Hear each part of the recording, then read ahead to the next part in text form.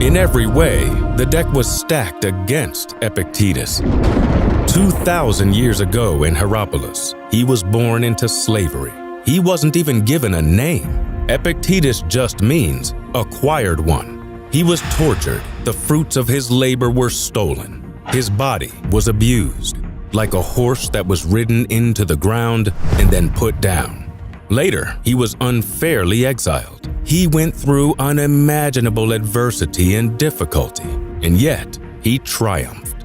Because Epictetus didn't look at his life as a series of horrors and tragedies, but as a set of endless opportunities. A podium and a prison is each a place, he said, one high and the other low, but in either place, your freedom of choice can be maintained if you wish. Every event has two handles, he said, one by which it can be carried and one by which it can't.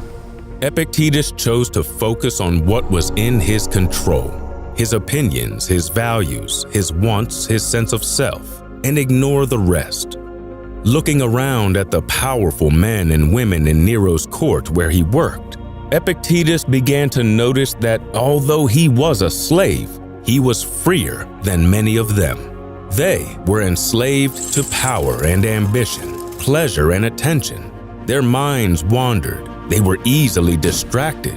They were wounded by minor offenses and consumed by petty grudges. They lived bad lives. So he educated himself under the great Stoic teacher Musonius Rufus and eventually won his freedom.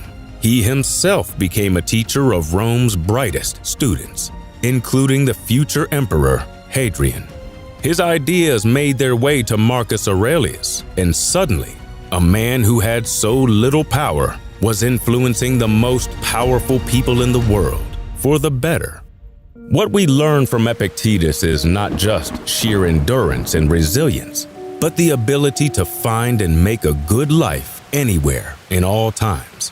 Circumstances don't make the man, Epictetus said. They only reveal him to himself. The Stoics said we are actors in a play. All an actor can do is play their role well and learn to let go of the rest. That's how we must see life.